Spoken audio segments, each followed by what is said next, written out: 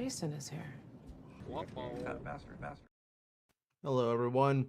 I'm Jason Ward from MakingStarWars.net, and we got more Star Wars news. I figured I would try to get it out of the way so that way you guys could see it before the holiday, especially with the people that are traveling and like to watch stuff or listen to stuff. So I was like, you know what? I can wait for these until tomorrow, but I know a lot of people will be traveling tomorrow, so let's do it tonight. That's what I figured. And I don't think it'll be a long show or anything, but 2 articles dropped after this morning's Vanity Fair article. So if you didn't see the Vanity Fair thing, then you should definitely watch that last episode that we did with Bespin and Rob. And honestly, I didn't think Rob was going to be here today. I didn't have my headphones in because it's late Rob time. You've been trolled, people. There is no show. Go buy my stuff. This is one big ad for me. Is there a Black Friday sale? No. Sketchcraft.com? Nope. Here's the deal. What? After Black Friday, I take all the stuff down until February because shipping prices go way up. So really, it's just the last time to get anything from me. Until so your year. Black Friday deal is you even exist right now. That's a pop-up, bro. Yeah, that's how I roll. You know. Yeah. Hey, I forgot to mention we got to go through sometime Mhm. all the Filoni's quotes in that Vanity Fair article because it's great. There's just some great stuff in there. Oh, I mean, yeah, we could. I mean, if you want, depending on how fast this goes, we could hit that tonight. Maybe I don't know. Yeah. Up to you. Yeah. You know. Yeah. It's just you got so caught up in green lights today. I didn't want to bring it up. Well, you know, it was. Yeah. Anyway, watch the episode. I'm telling you, stuff doesn't get green light until it's time to make it. It's good time. Yeah. But anyways, let's share the first article. How do you do that? You hit this button right here. This is from Bespin Bulletin. We'll be using Bespin for both of these articles today. Actually, we might not be able to do the Vanity Fair article because they might not let me read it again. You know how they're dicks.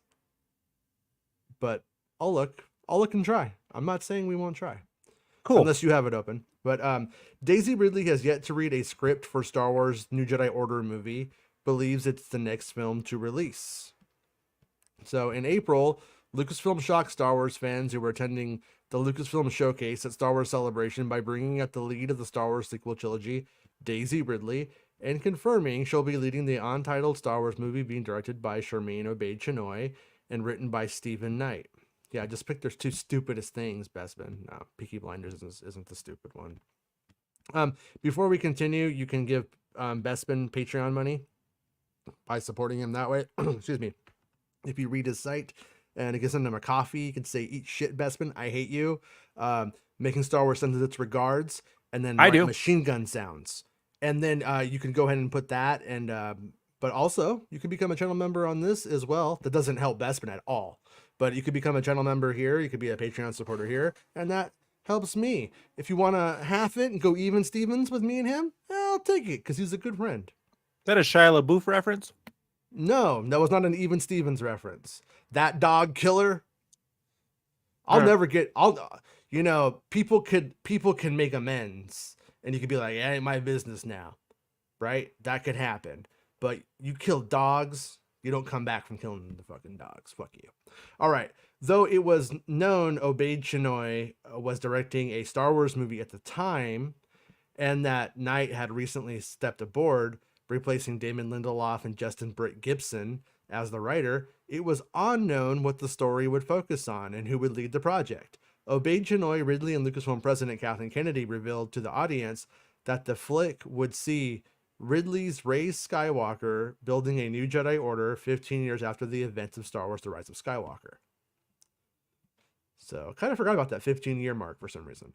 But anyways, during interviews after the Lucasfilm showcase, Kennedy revealed that Stephen Knight was due to submit a draft of the script in mid-May. Who fucking knows if he did? However, on May 2nd, the Writers Guild of America strike began. Which to me, once again, sounds like, oh yeah, they knew that was going to happen. They were building TV shows around it. They had no clue, Jason. So that was obviously telling Knight, yeah, just fucking start and just give us what you got on, the night before the strike, probably. However, on May 2nd, the Writers Guild of America strike began, and this meant Knight was not able to perform writing duties on the project until the strike concluded. which it would not do until September. Though not mentioned, many assumed that Knight likely did not submit his completed first draft before the strike began and thus couldn't work on it until end of September. It's probably true. Reports from Jeff Snyder pointed out that in April 2024, filming start date for the movie, with Lucasfilm hoping to cast or begin casting by Labor Day, September 4th of this year. Due to the WGA strike and the SAG-AFTRA strikes, this did not come to fruition. At this time, it is unknown when production is looking to start, and it is also unknown if Knight has submitted a draft of his script following the WGA strike, which ended almost 2 months ago. Whether or not... Yeah. What's up, dude? I got a theory about this. Okay. So, suck it to me. I'm not saying Mr. Knight is a poor person. I'm sure he's doing quite well. Oh, Knight's rich as fuck. Right. But you think maybe this was a way to get him some money before the strike so he wouldn't be so hard up, no? Nah, I'm pretty sure he's I don't think he's at the level where you need to like do him a solid like that. Right. It might have been, about the deal. I mean, I think everybody, no one could say this, but they tacitly know that writing, it happens in the head first and then it's put to the page from there. So Stephen Knight being on it even during the strike is an advantage. Knight coming aboard after the strike would be a disadvantage in comparison. Cut to Stephen Knight playing Fortnite for 180 something days, not giving one shred of thought to the subject. That's where you think the deep thoughts, man. That's where you look into the abyss and the abyss looks back, bro. All right. So whether or not you mean the promotion for the Abyss 4K looks for back the Abyss 4K, yeah, December 6th. Yeah, it's just a character with the stupid pattern, that water thing. We're not getting paid for this, but go see the Abyss one day, December 6th. December 6th. I might go. Yeah, I'm gonna look. Are the tickets normal price? Or are they like cheap tickets, like $5? No, they're normal price. And I heard in LA they're selling out. I'd go check that. Really? So, yeah. Well, I wouldn't go to LA, but I know what you mean. All right. Whether or not Knight has submitted a script remains to be unseen, but one person who's not read a script is the film's lead, Daisy Ridley. Ridley, who's currently promoting the release of her latest film, The Marsh King's Daughter, which underperformed at the box office and currently dons a 37% rating on Rotten Tomatoes, spoke briefly with Collider. Hold on. I just coughed up my coffee. All right. Daisy Ridley shared that she's very excited about the film, naturally, and she knows what the story of it is. Despite knowing what's the planned stories for the film, Ridley shares that she's still waiting to read a script for the project, but teases that the story itself is unexpected. Oh, and before we get into this, one weird thing about this thing, though, because it might come up, just wanted to hit on it, is Ridley had been aboard for a very long time. And she was aboard when I think it was Jeff Snyder who said that it was an old Ray movie in that Lindelof script. And that right there to me has been a big what the fuck about this movie. What's the deal? I mean, it could just be wrong. It's possible, but I'm pretty sure I'm not. And on that she was aboard during that time. So did Lucasfilm just say, oh, fuck it, we don't care what they're doing, we're going to bring back Daisy Ridley and change directions, just let them finish? That's completely possible. Like, I wouldn't put it past them.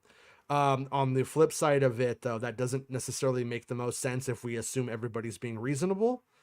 And it's super fucking strange. It's just like a super strange deal there. And what she's talking about, if she hasn't read Knight's draft, would be Lindelof's story, is what she's hearing about.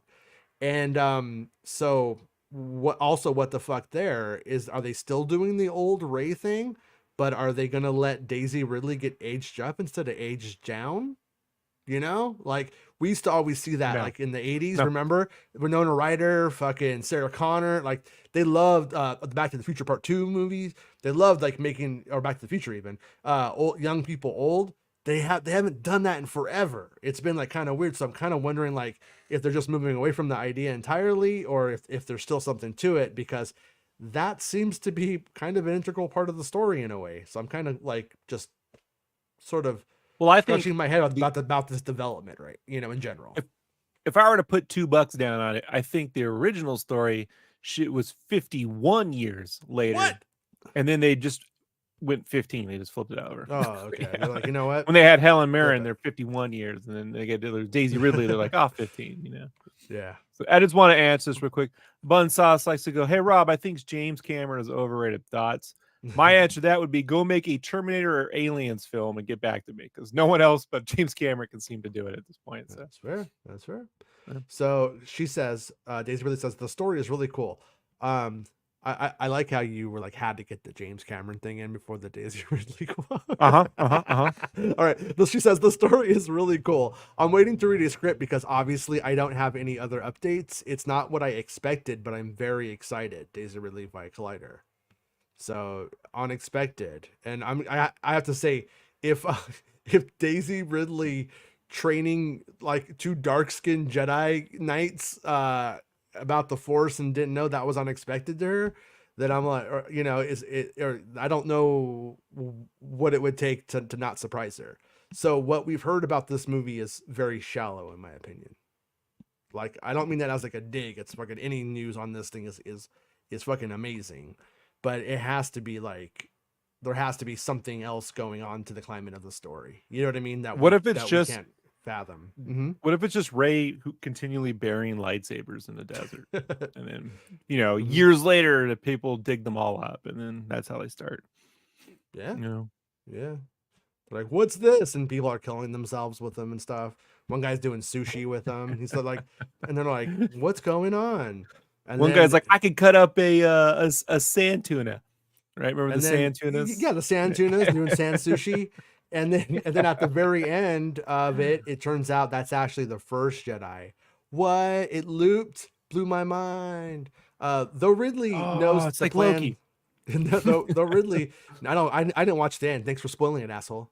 I'm kidding. I didn't. I haven't watched the end yet. I'm going to though. No, Anyways, though Ridley knows the planned story for the upcoming film, she also doesn't know if it'll be only one story to feature Rey Skywalker.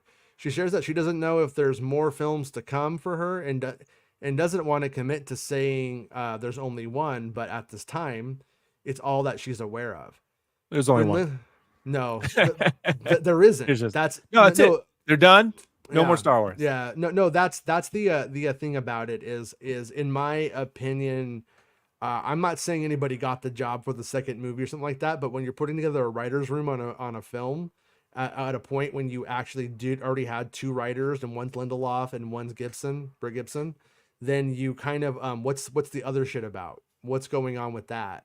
Like, I have to think that they were working on where does this go, if it goes anywhere, and because how do you make the right choices in this movie if it ends up being successful and you need to go somewhere? So I think that, and I'm not, like I said, I think that's what she's jumping around. She's like, because it's obvious if the first film's successful, they'll do the next one. So it's going to be a self-contained sequel, approachable film. Yeah. The Harry Potter movies were pretty popular, right, Jason? Yeah. Right. Do you think there's benefit or even a possibility that they would just stick to one book series and then just start adapting those? No. No. I don't think so, because the problem with that Star Wars has is it doesn't have that 8-book series that's beloved and great and good. Well, they'd have to trim all the books out and just do one book series. That's the thing. There's too scatterbrained at this point, like they'd have to be like, here's the main character, this is the thing, blah blah blah blah blah. What if they wrote that book series and then never publish it? They just release it internally and they make everyone read it and then adapt it. And then that would be so sought after. I get it. I'd have a copy. But I'd make sure to get that. But I think that we could see something like a High Republic initiative be the first thing to do something closer to that. A prequel. Or we could end up seeing stuff from those books end up in those TV shows and that. Here's my problem with the High Republic, fundamentally speaking, right? Yeah, that we both haven't read it mostly. Yeah, it doesn't matter to me.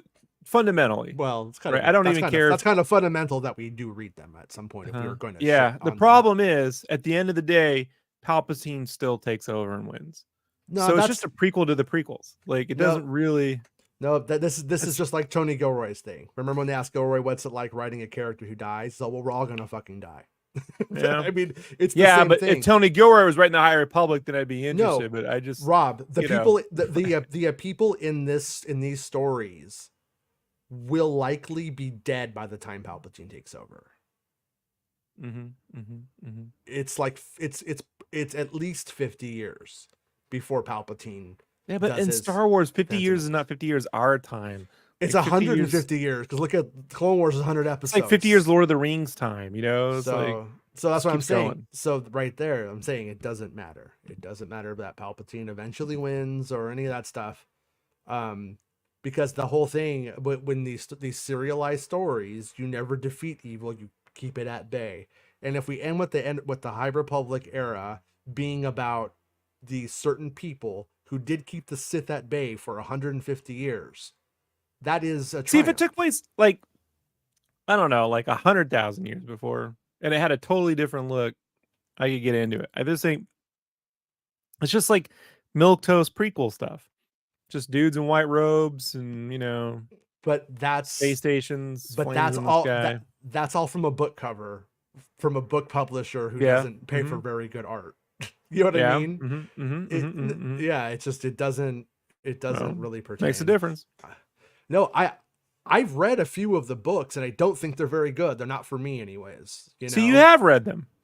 Not all of them though, so I can't go and I read The Ronin, and I like that. That to me, yeah. Is but Rob, you ever bought a stack of comics and then like you read the first ones and they're shit, and then it gets really There's good only one Ronin shit again? There's no more. Like, no, I'm saying like, but that's what it's like. I'm sure if I read them all, there's probably hits a streak at some point. Is the streak good? I don't know. What I'm talking about is like a Harry Potter type. They need like a specific character that, you know, these that people takes place in the era. They're kind of selling the era, you know. These people, like, don't even want to put their fucking characters on their posters before they put them out. Right. Like they're not gonna sell the book first. But it's also they're fucking stupid because if they did, they'd be making that sweet spoiler cash. You know what I mean? Right. I mean, and they would sell more books. I read the Phantom Menace novel because I got to read it on May 3rd, 1999, way before May 19th. And I couldn't wait. I was so excited to like do it. And today, when you release the novelization like a year after, I don't give a fuck. You know, they're weird. But yeah, that's weird putting a novelization a year after the movie comes out. On the Last Jedi's one, I give it credit because of Ryan's input to it. Like the words you were reading in there are from the director. That one has, as a novel, has more canon to it than probably any other Star Wars novel, because the adaptations of the films, what's on screen is canon. The Luke dream. Yeah, what's not isn't, when it mentions ducks or something like that, you know? Right. But I think the Rian Johnson book is likely canon from start to finish. Anyways, unless JJ fucked it up, I can't remember. Though Ridley knows the planned story for the upcoming film, she also doesn't know if it'll be the only one to feature Rey Skywalker. She shares that she doesn't know if there's more. Oh, I already read that. I'm sorry. She goes on to say, I know the storyline of one film. That's not to say that's all it is, but that's what I was told about. So that right there is also a weird acknowledgement, you know? Sounds like they're doing the same thing they did before, where they just kind of make one up at a time and we'll see where it goes. But once again, I got to say that story room that was put together doesn't necessarily make sense unless they hired a story group, a story gang or whatever to help work out like some issue they were having with the story itself. But if that's accurate, maybe that wasn't even accurate in the end. Maybe that was actually incorrect or something. But yeah, it's weird, man.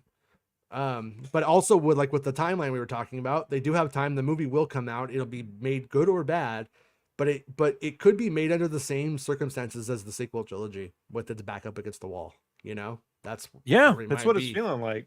That's what it might be, but we just don't know how much of that initial development is carrying over. And when one story is that Rey was like a fucking geriatric, like old ass person, and then they're changing that to not being the case, I don't think that's just like, oh, and we simply changed 81 to 18 or something like that, or whatever your joke was earlier. 51 to 15. Yeah. I don't think it's like that, because I mean, that's just a pretty easy fix of just, we're just going to change this thing and you're still the writer, Lindelof. You know what I mean? Yeah, I don't know. All right. As mentioned earlier in the article, reports pointed towards an April start for the Ray film before the industry grinded to a halt with the WGA and SAG-AFTRA strikes. Excuse me. Lucasfilm have 2 Star Wars movies for 2026, one in May and the second in December.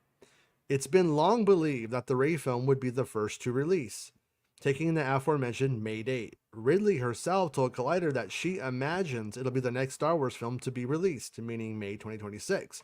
But at the moment, she does not know how quickly things will start back up on the project now that we're on the other side of the strikes. She says, I imagine it'll be the next film to release. I mean, again, I don't know post-strikes and everything, how quickly things will start up again. But that was the plan. I still think that would be the plan, because Mr. Filoni has to make some TV shows before that other film and stuff. I just don't see how, her movie gets the next slot his moves up. That just seems highly unlikely. I could really use the money. Please get into production as soon as possible. I'm glad to see Ridley. I'm down to 6 pence. That's all I have. Oh no. It's Peter Rabbit money. It's all I got. Sorry. Yeah. I'm glad to see Ridley somewhat confirm what's been reported for quite some time from various outlets, including myself, that the Red Skywalker film is planned to be the next Star Wars theatrical release, and first since the divisive Rey of Skywalker. Hopefully we get more significant updates on the flick by the year's end, as you'd assume that Lucasfilm and Disney would still be hoping to start filming by the end of 2024 ahead of the planned 2026 release. Double P Media says, Rob, what's the point of this stupid World War I movie 1917 when you know Hitler's going to take over in World War II? I know, right? You got it. That's my point too. That's my He's obviously never watched Blackadder, but okay. And Luke's VR world is in the chat. Hello, my son. All right, so yeah, when it comes to this story, in particular, like Daisy does go and just says what's up. Like it seems pretty upfront to me on that one, and I do think I think it's this, what we're seeing is more of a confirmation of when is that lightsaber a little big? Looks a little on the big side, don't you think? Do you know why? No, seriously, do you know why? No, I don't. Hi, Max. It's her staff. It's her staff hilt. Oh, that's right. And so they had to build the lightsaber into that if they wanted to make it a one-to-one. It's a little too. You need to slim that down a bit. Well, yeah, I'm gonna bet that this lightsaber that everybody's making a big deal about, I bet you we never see it on screen again. Just an opinion that in the 15 years of all of that stuff, her lightsaber will be different, and it will be more practical for the film's design and stuff like that. I love the Daredevil series, but the last episode of the first season of Daredevil, the very last episode, he has that red outfit, and it's fucking horrible. Is it? It's not good. It's just real clunky looking. You're like, oh, what is it? But they fixed it with season 2. So it's like, same suit. They just slimmed it. They just made a better version of it, Yeah. So everything's, fixable. So. All right. Here we go. This one, I don't think he's going to get, is it greenlit or not greenlit, Jason? Is it greenlit? Oh, is it not greenlit? It's apparently greenlit. No, he texted me. He's like, I'm fucking tired of writing about this fucking game at this point. And I was like, yeah, I'm a bit over it too. But it's been so back and forth. I don't even think we got to the last iteration, Rob, that it was canceled. No. That was when Jeff, or was it? No, who was it? It wasn't Jeff Grubb, right? Was it Jeff Grubb who said it was better than dog shit? We were on Santa's show talking about it, I think. I can't. Yeah, well, I can't remember. I think it was the Grubb. And he said it was better than dog shit, and that there was just no one working on the game and so on. But I'm sure it'll be in this article.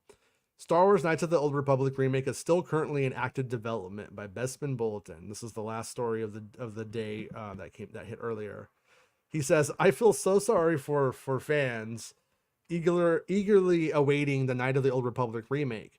It seems like every couple of months, a story about the game getting scrapped and shortly followed by another claim that it is still being alive and kicking. However, this past week must have been like receiving a whiplash."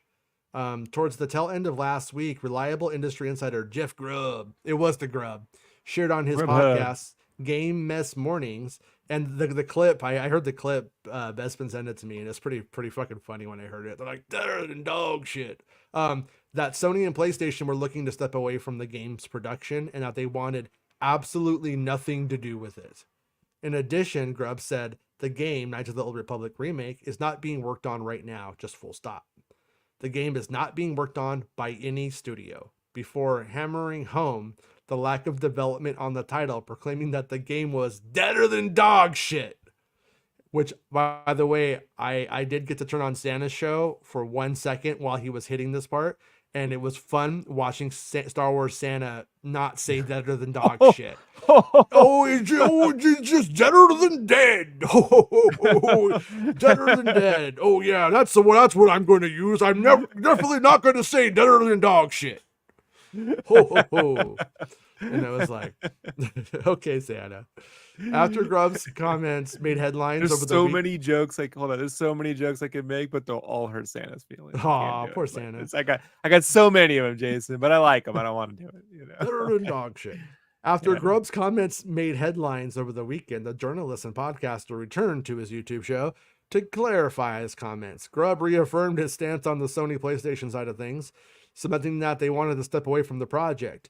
Grubb added that he believes that without the funding from Sony, that the title could not be produced, and for that reason, he believes the game to be dead, and for there to be no reason for anybody working on it under KOTOR's remake publisher, Embracer Group. Quote, Sony is wanting to be done with it. My stuff comes from PlayStation.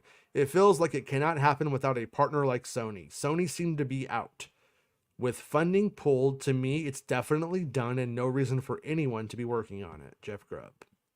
So the podcaster went on to add that he doesn't know what's going on at Embracer Group, and that if the game were to be made without Sony's involvement and funding, that Embracer would need to find an investor or partner to make it happen. Grubb added that despite Sony looking to pull out of the game's production, Lucasfilm is horny to make the project happen. Yeah. And that brings us to today. So KOTOR. So KOTOR. Yeah, right. So KOTOR. So Bespin writes, arguably the most trustworthy video game journalist and insider, Jason Schreier, took to Reset Era to respond to the comments made by Grubb over the past few days, and to share what he's heard in relation to the KOTOR remake. Schreier shared that he's spoken to two sources at Saber Interactive, the studio who were said to be working on the project, taking it over from Aspyr, and that those sources claim that they were still working on the eagerly anticipated project. Is it alive? And will it ever come out? Are two very different questions. A third is, if it ever does come out, what does it look like? That said, I've talked to two people at Saber who both say they're currently working on it. So I don't believe the comment that it isn't being worked on in any way right now is true. Jason Schreier. So then Bespin writes, personally, I was looking forward to the Knights of the Old Republic remake, but with all the development drama surrounding the title and the constant headlines of the game being dead and then seemingly not, it's truly sucked any joy and excitement I had for the project dry. Maybe one day we'll get a definitive cancellation statement and I can just rest easy. Perhaps the game will see the light of day, but I'm sure if released, that'll come with a new batch of issues, headline, and drama, as with most Star Wars media. At the end, he just fucking gave up, dude. At the end, he just, like, at the end, Bespin just, like, literally fucking quits life. He just fucking takes the Ambien and gets in the bath and just, like, it's just breaking, Jason. Jason, it's just breaking. KOTOR is now a live service game. Attitude just exploded. Oh, no, Attitude. Oh, man. You serious? Hey, you've been watching What We Do in the Shadow season 5? I'm not current on it, no. They posit the question, Jason. This ties in also. They posit the question, what happens if you get vampired twice? You know how you Right. bite a vampire bites you?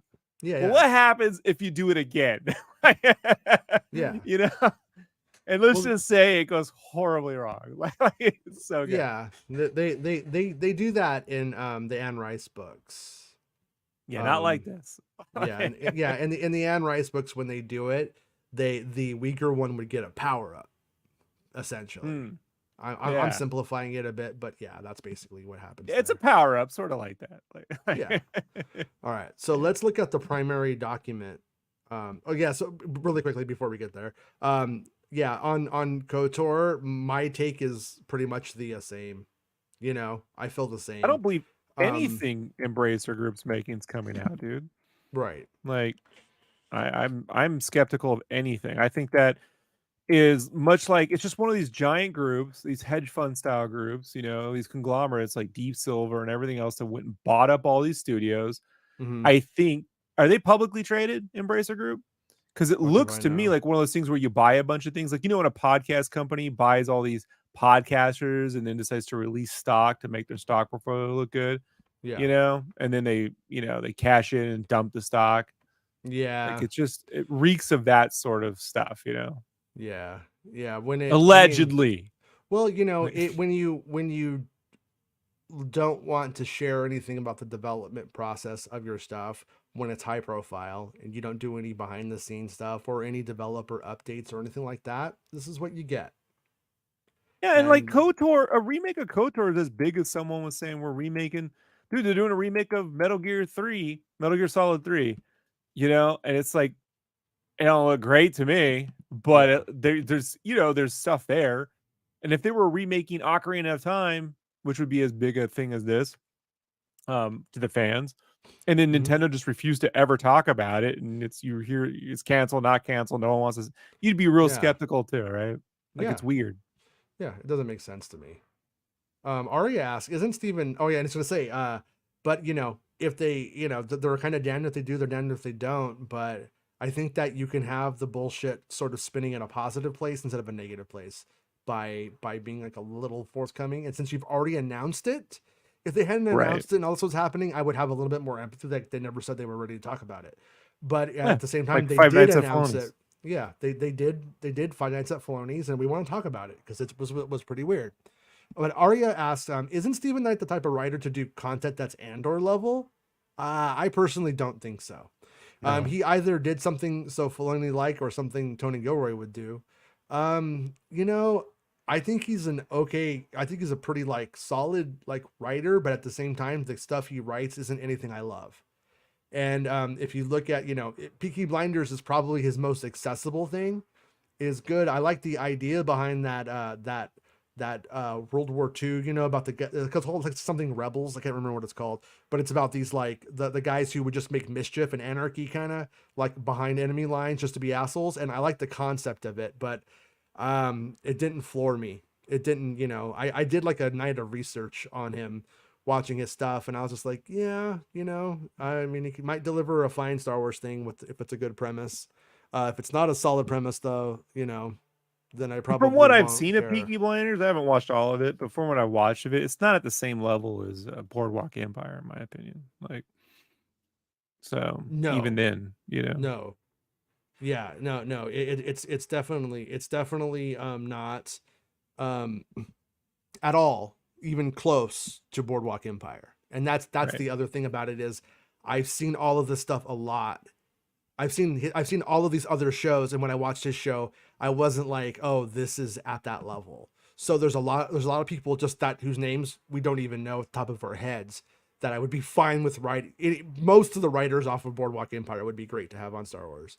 So Yeah. Bespin says Arya has clearly never seen Knight's work. It's, in my opinion, and to quote the great Jeffy Grub, dog shit. Yeah, yeah. It's Dog shite or dog shit? no. I mean, and it's not like awful writing though. That's the whole thing.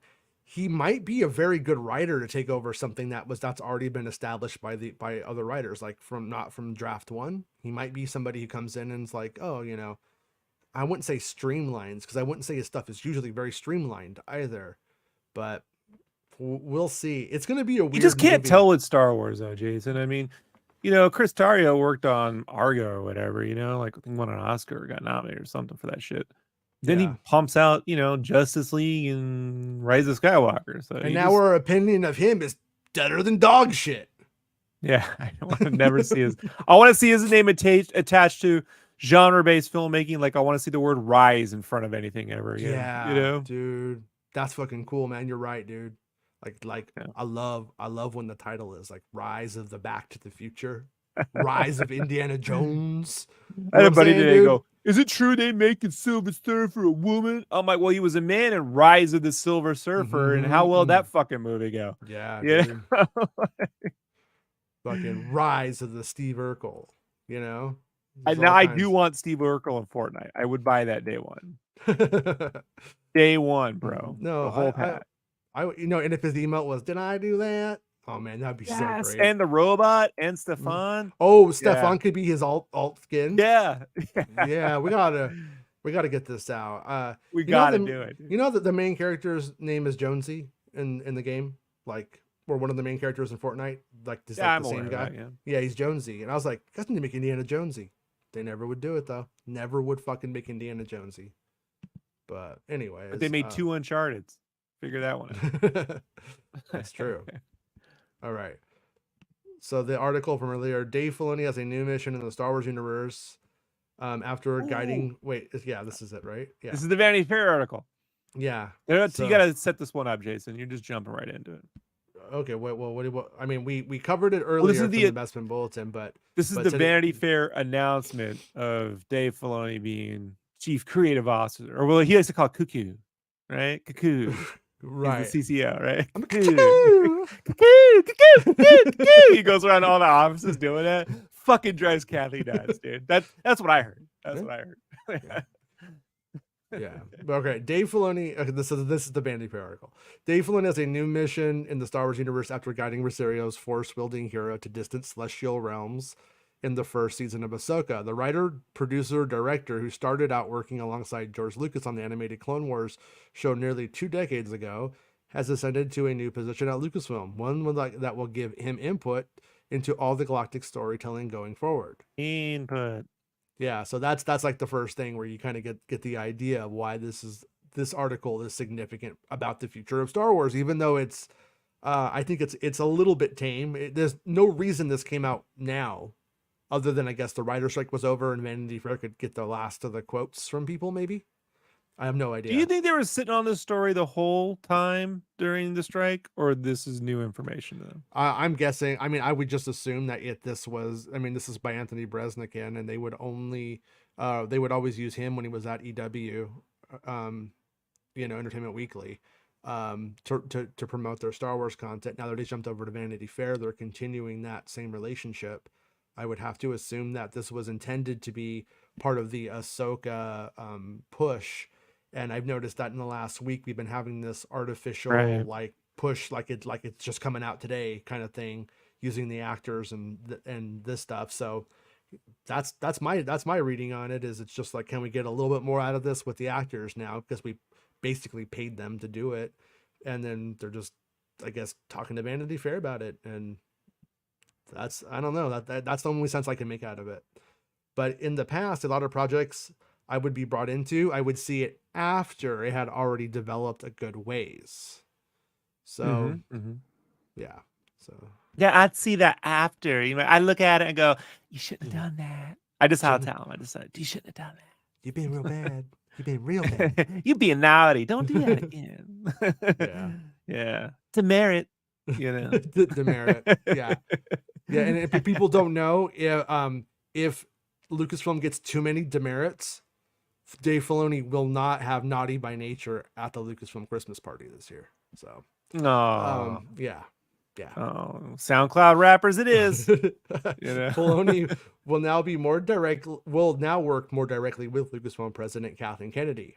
And this is like a relationship that we've seen, and them working together a lot more, and her talking about it around the time of Celebration, she was starting to say it. So that was probably because they were about to announce this, they were getting close to this official promotion or whatever. and alongside Carrie Beck, a veteran So producer turned head of development. here's a question I have for you: is Carrie Beck replacing Michelle Rejoin? Was that the same role? Not really, because when you look at at least I don't think so, because when you look at the amount of VPs in that position that have like a very similar title, there's a lot. There's several. Like one's name is, I think, Gupta, and she's from like Netflix, and she's like doing that but for live action.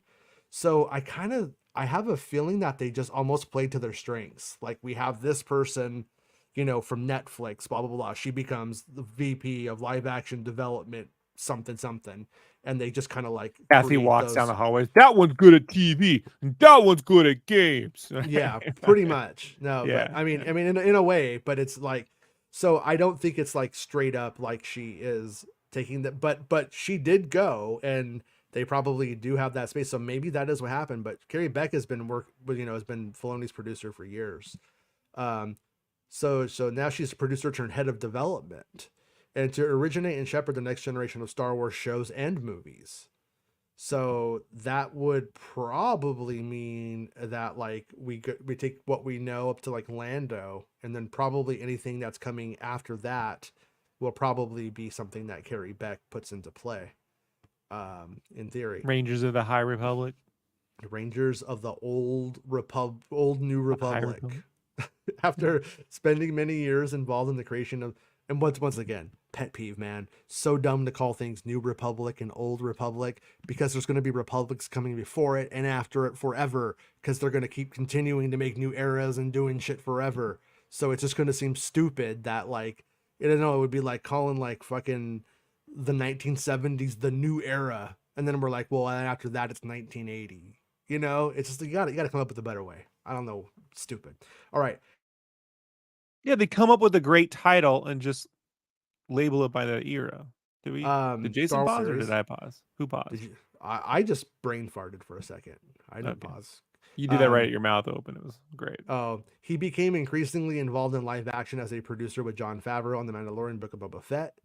In this new role, it opened up to basically everything that's going on. Filoni says, "We're planning the future of what we're doing now. I'm involved at the inception phase." I like to incept the ideas. Yeah. Well, like put them in the noggins. Yeah, I mean, like when you just like look at that though from like a real just like basic place. Like Dave Filoni knows Anakin, right? He knows him. He knows what's expected of that story. If episode 9 I do.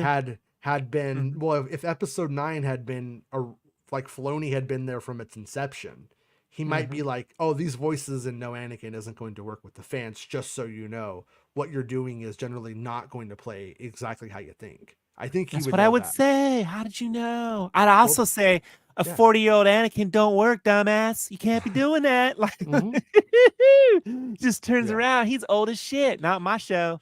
We don't do that there. That's kind of under your watch, Filoni, though. Oh, it was? My bad. Yeah, you're kind of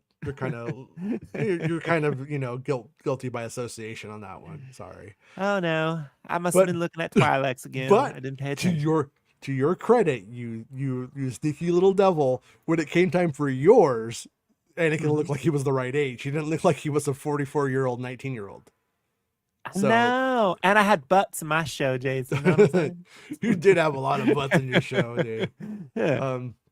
The news comes a little over a month after the conclusion of Ahsoka, an 8-episode Disney Plus series that explored how Dawson's Jedi grappled with her legacy of being trained by Anakin Skywalker, the mentor who became the galactic tyrant Darth Vader. Due to the long-running Hollywood strikes, neither Filoni nor Dawson were able to speak about the show when it debuted. In a Vanity Fair exclusive, both of them are now free to discuss the changes the show brought to the broader Star Wars universe, both on screen and behind the scenes. Hayden Christensen, who returned to play the spirit of Anakin Skywalker in Ahsoka, also spoke about reprising his role from the prequel films and what the series says about how Darth Vader reckons with his own terrible history in the galactic afterlife. And Natasha Lee Bordizzo, who plays Sabine Wren, the Mandalorian troublemaker, who becomes Ahsoka's own Jedi trainee, Yeah, rascal. Rascal. All right, address the ways Ahsoka opens up this world to a new generation of fans by simultaneously embracing tradition and trying to forge new storylines. Yeah, I heard that Filoni was like if you look at the lineage, Count Dooku rode a rascal, and she's gonna be one. And they're like, okay, all right, hard to argue with, Dave. You read my notes again, Jason. How'd you know? Yeah, How'd you know what? You're you know what, dude? You're promoted for that. Promoted, I say. His original name was Count Segway, but I talked George out of it. You just learned a lot from Dave in general, I think Bordizzo says. I know that he's traditional in the sense of how he's learned from so much from George. He has these pillars of storytelling that are dear to him, and then everything else can be untraditional. So yeah, I like this one. Hold on. I like this one. Okay. This is great. Take it, Dave. I'm not telling people what to do. Filoni says. But I do feel I'm trying to help them tell the best story they wants to tell.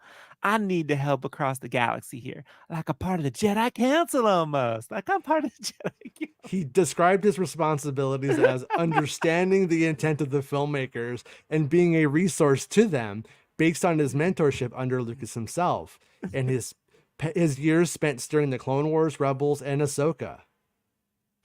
Literally hours of Star Wars storytelling I have done. See, I even speaks like Yoda. I even phrased it like Yoda. He said before pausing to rethink his syntax. Yep. True. I'm just like the Jedi Council, Jason. I just try to warn people who Hayden Christensen might fuck on set every day. You know what I mean? We can't leave him alone with anybody. He might get you. Oh man! Wait till people realize he's Baby Yoda. I'm Baby One time Yoda. Christensen was in heat and he wanted to hump Plo Koon. I had to stop him. It was gonna be really bad. You know what I mean? We can't have that on set, Hayden. You guys to wait till you get to the gas lamp to do that. Yeah, and just stop braiding your pubic hair into Jedi Padawan braids and showing people Filoni it ain't right. Okay. I tries to get Padawan braids. I tries to get Padawan braids in GTA, but they wouldn't listen to me, Jason. I was like, you know what goes good with the cornrow is a Padawan braid. That's fair. At the Star Wars Celebration fan convention this past spring, a number of new projects were announced by Kennedy, including a feature film from Filoni that would help bridge the decades-long gap between Return of the Jedi and The Force Awakens. A space that Mandalorian, and Book of Boba Fett and Ahsoka are already busy filling. Filoni will continue to develop his film as well as exploring a possible second season of Ahsoka while serving in his new position. What position is that, Dave? Oh, Kama Sutra Skywalker position. You know what I'm saying? Yeah, to truly help filmmakers, it's really important for me to experience it firsthand. He says. I could also lend a new perspective on the challenges that telling these stories present. I feel more capable of actually being a help outside of just saying, well, you know, Jody should just use Jody. Jedi should just Jody takes girl. Jedi should just do this and Seth like that. Seth and Jody. do you think Dave's ever like look at that Jody over there, what a bitch, and you're like, what do you mean, why do you keep saying Jody? And it's like, oh, that's what he calls Jedi. When he wants to be an asshole, he calls the Jedi Jody. Well, we don't know. He hangs out with the vets and he likes to pretend he knows what, he's in with the in crowd. So. All the titles from Star Wars Celebration are still on the books, Lucasfilm officials say, including a historical epic about the early origins of the Force from Indiana Jones and Dial of Destiny filmmaker James Mangold. Oh. And a story revisiting Daisy Ridley's Rey from director Sharmeen Obaid-Chinoy. Upcoming television projects include The Acolyte, set in the High Republic era and a century before the Star Wars story fans encountered in the 1977 original, and Skeleton Crew, a show about a group of long-lost space travelers set sometime after the Empire's defeat in Return of the Jedi. And Salad the Hutt. And then right here we got look at Filoni's little face. Look at it right there. He's like, oh my god, Ahsoka, you're really real. You're not a cartoon anymore. I got the eyes of a Max Rebo, Jason. Oh man, you do got the eyes of a Max Rebo. They're just black in the darkness. Oh, He's what's warning it now. You watch out. Hayden will get you. yeah. Sleep and relax and watch and text. He doesn't. They don't want us to see his Stormcrow badge, so they flip it. I think it's one of those Frankie shirts. You know what I mean? Something and Frankie. Yeah. Wait, that one YouTuber who like puts her kids in the basement. That weirdo. Yeah, as president of Lucasfilm, Kennedy will continue leading the overall company, and Beck's role will involve recruiting other storytellers into the Star Wars fold, while Filoni weighs in on a narrative level. So that right there is probably the most important sentence. This is the part that everyone's going to lose the thread on purpose. As president of Lucasfilm, Kennedy will continue leading the overall company, and Beck's role will involve recruiting other storytellers into the Star Wars fold, while Filoni weighs in on a narrative level. That's the whole article right there. That's the thesis, of the whole thing. She grooms him, he uses him. But I just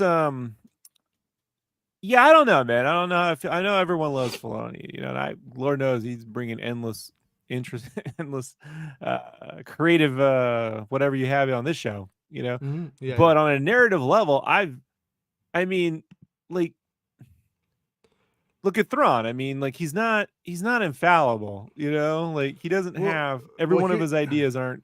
You know what I mean, Jason? It's like, but on what we're hearing, once again though, it's like you can overemphasize the importance of Filoni in this and what his new job is. You can I think it's meant this is a puff piece designed to make everybody go, oh, everything's great at Lucasfilm because the guy with the cowboy hat that I know that made the things I like is doing more of that.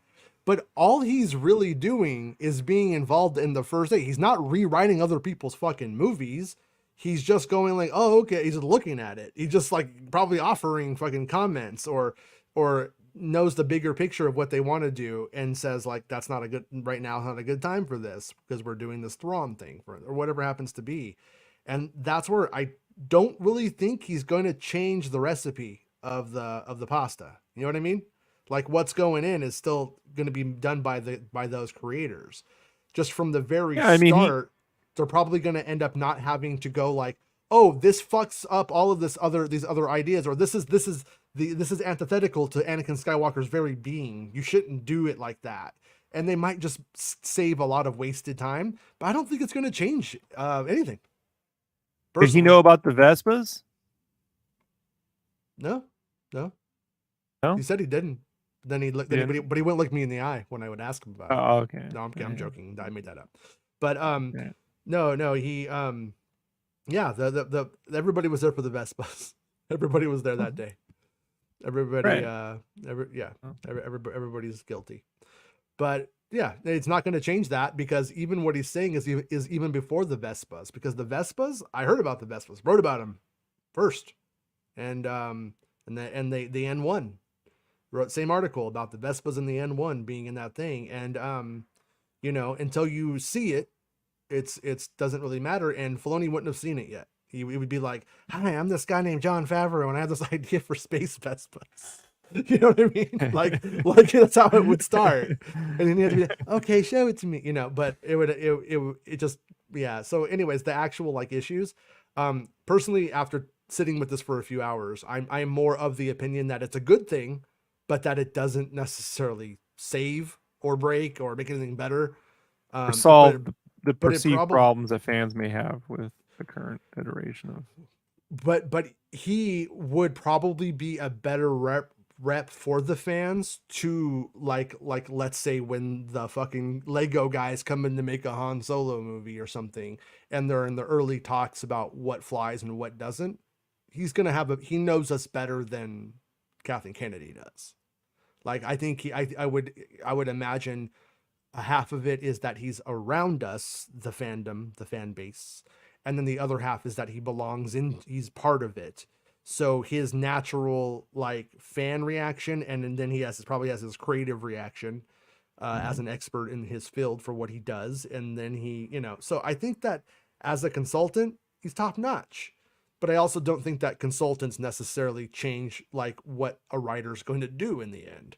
You know, and he might just change what the parameters of the project are from early on, for instance. That's my take, but we'll see. So All those, instead of doing an old ugly Ray, do a hot Ray, right? That's what he would say from a yeah, narrative level. exactly, Yeah, yeah, because we're gonna need a big butt shot, and I'm just telling you what will sell. right. Yeah. Okay. Oh, all right. Though Star Wars has literally thousands of characters populating its various stories, the single greatest touchstone remains Anakin Skywalker, Darth Vader, two sides of the same individual, one honorable, other deplorable. Ahsoka has just what's that? Use the word deplorables. Oh yeah, deplorable. Ahsoka was distinctive among Star Wars projects for delving into what it is like for denizens of the galaxy to emerge from the darkness. Ahsoka Tano was his Padawan apprentice, just as Luke Skywalker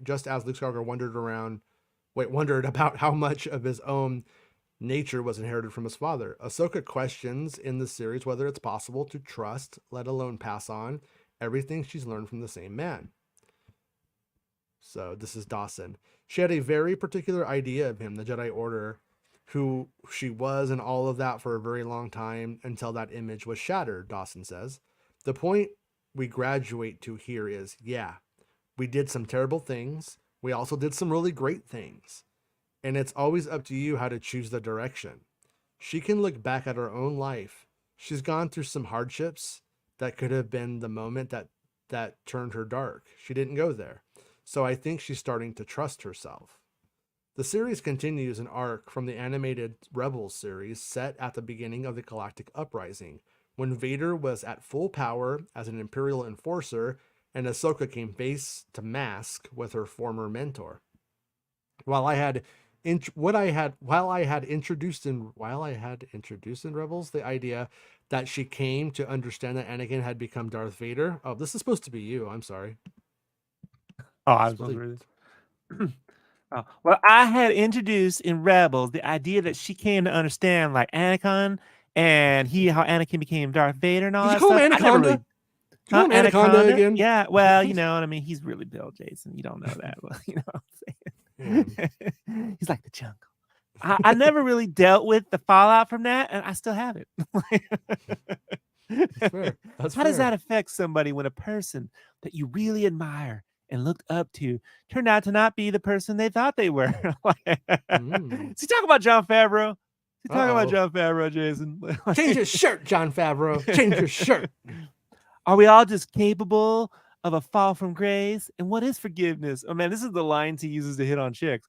What shape does that look like? What does it look like? Did What I does take the yes good mean parts on of this no person? day? Oh, sorry.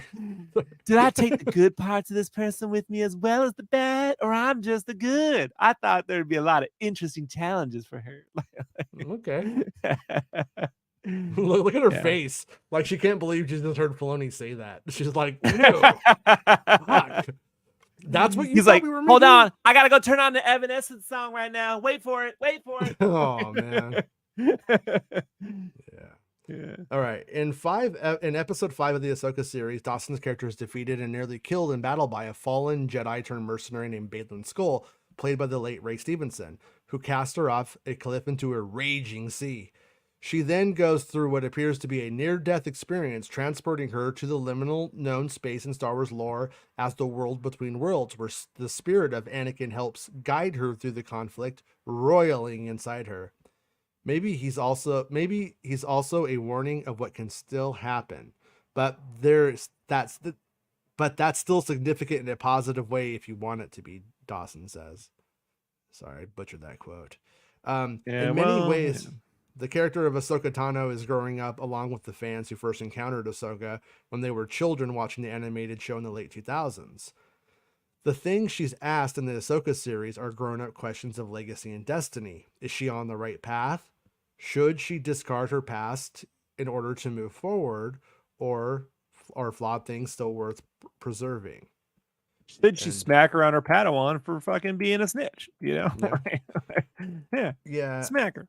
Well, there's like various life stages that people go through, and in terms of their like maturity, and you could actually like look at it. I'm pretty sure he is using this life skill on maturity, and at that age of around 40, that's when people start caring about legacy. That's when they start caring about leaving something for the future, that kind of stuff.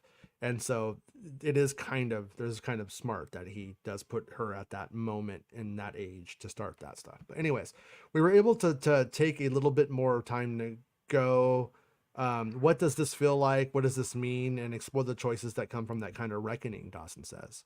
We've seen that when she decided to leave the Jedi Order, we saw that when she walked away from Anakin, there's been pivotal moments. Like this felt like the seminal moment together. This is a different rite of passage. Then, the old Darth Vader part, Hayden Christensen's return as Anakin.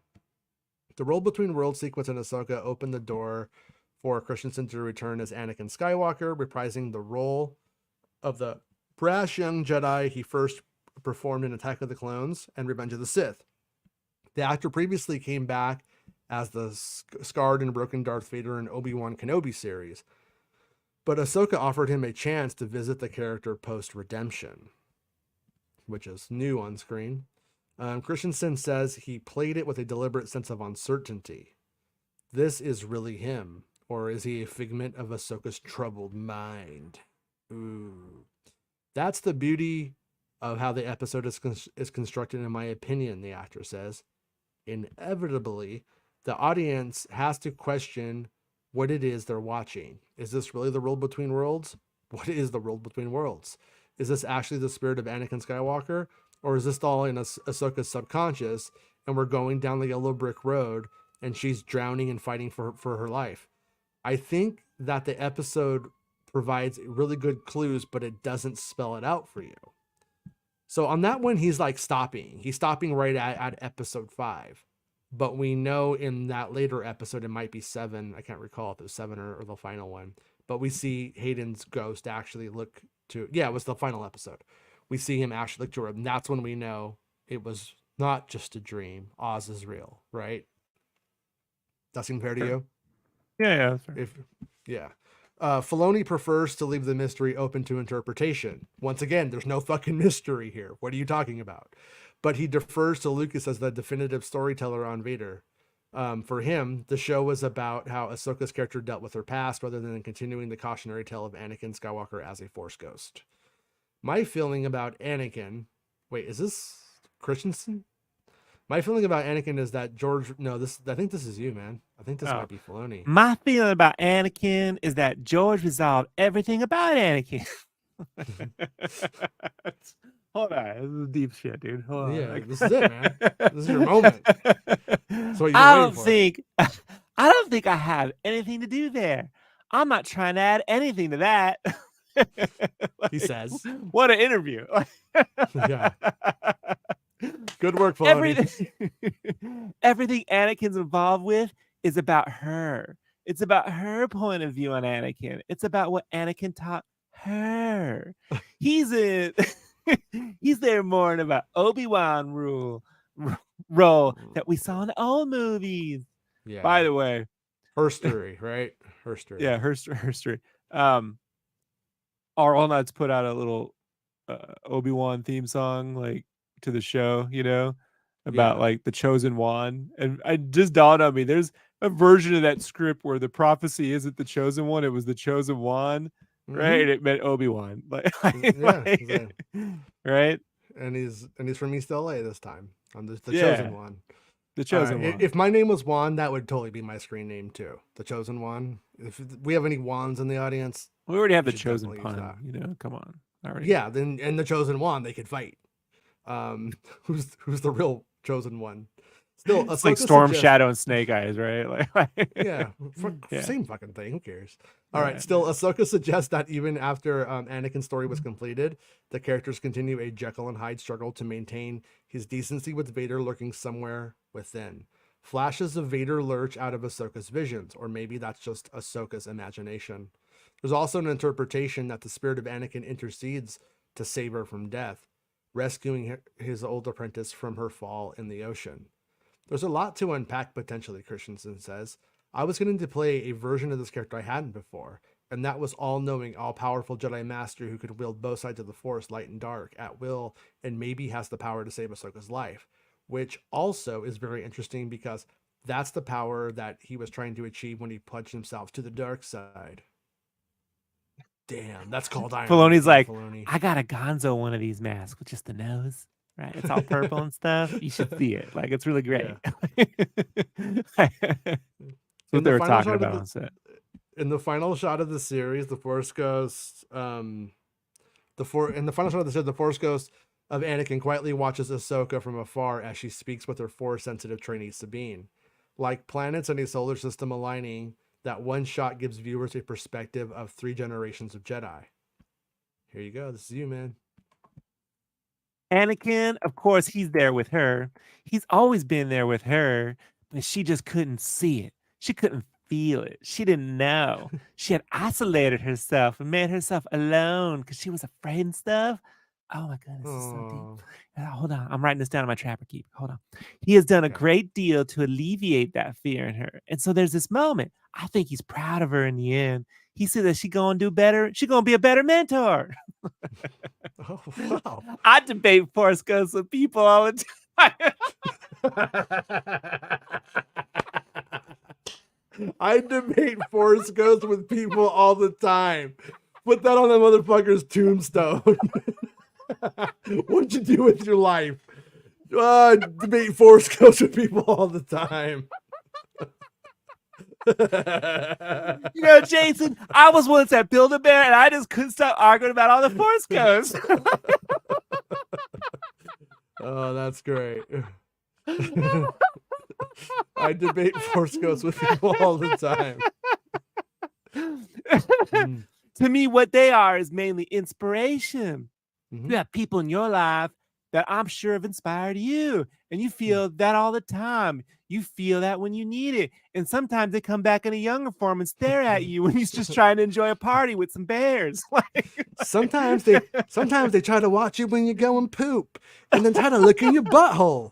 Sometimes they look in the bowl and go, "You need more fiber, Dave." And I'm like, "You right, Anakin. I need more fiber." Oh man. All right. Debate Force Ghosts all the time. Actually, he is the person for this job, Jason. That's all I can say. I misconstrued our time. I thought we were gonna have more, and I have to go because I need to do something with my son. But oh man, I think we'll hit the rest of this article as long as it lets me read it again. We're like at the 50% mark on it. I think that's the best place to stop because there's absolutely no way I'm going to be able to finish it today, and there's a chance we're going to come back to a little bit of quietness anyways after everybody getting everything out before the break. So I think we'll definitely have time when we come back. So thanks everybody for coming hanging out with us. I'm glad we got to end with Force Ghosts all the time. I'm glad. I love making Star Wars. I just let Dave just keep talking. This is we're gonna have a fun year. You know what? I mean, just keep promoting the guy because we need more quotes like that. That's important. That's really important. And and hey, Jedi Mike, have a good Thanksgiving, and Pistol Pete, and everybody else in the chat. I feel like I got NKG and Aria. I don't think you have Thanksgiving because you're not USA. That's okay, all the way. But everybody have a good holiday. I may come back on tomorrow. Just depends on what the day looks like, But I want to because I enjoy this new computer that's powered by Tom. Powered by Tom's computer. Tom. Why isn't the sticker up? It's not up. I just noticed that right now, and I was like, why is it not up? I don't know, but we will fix that. Hold on, let me see. Is it under the brand tab? Like what the fuck is going on here? I don't see it there. I don't know if it's like a theme thing has changed in the settings on this or what. Because look, that's there. Oh wait, here it is. There it is. It's back. There we go. Powered by Tom's computer. It's way too small. That needs to be like twice as big, dude. It's so small. Yeah. Maybe it just needs to say powered by Tom's computer. Why don't we just something? I'll make you a bigger one. Yeah. You know what, Tom? You're gonna get. Thank you, Tom. Everybody. Brandon, have a great holiday. If you don't get to watch the show, or we don't get to do another one before it, and have a good time. Don't get tricked by Black Friday nonsense. But hopefully, if you are spending money, you get something good. I bought Left 4 Dead 2 for 99 cents to play with my son. We had a good time. Oh, if you got Left 4 Dead 2 on the PC? for 99 cents. Okay, so go get the mod. There's a mod that lets you play in Disneyland. Oh, really? Yeah, it's so good, dude. Nice. It's super dope. You get to go in Walt's apartment, the whole bit, dude. It's great. I'm just tired of Max always saying bye to Gus and never us. You know what I mean? I mean, yeah, Gus is cool, but what about us? You know, that's what we say. But have a good vacation, man. I'll text you in a bit, Max. You guys. And everybody, thank you again. It's been a fun day of Star Wars news. Thankfully, it's ridiculous. It's been a roller coaster. I had a good time though. And any Dave day is a good day for me. Like I've never had a bad Dave day. You know. Right. I mean, just remember it. I debate Force Ghosts with people all the time. All the time. It's the end of the show. Come on, let's go. Hey! It's the end of the show. Come on, let's go. Hey! It's the end of the show. Come on, let's go. Hey! You know you should go. Come on, let's go. It's not about spaceships.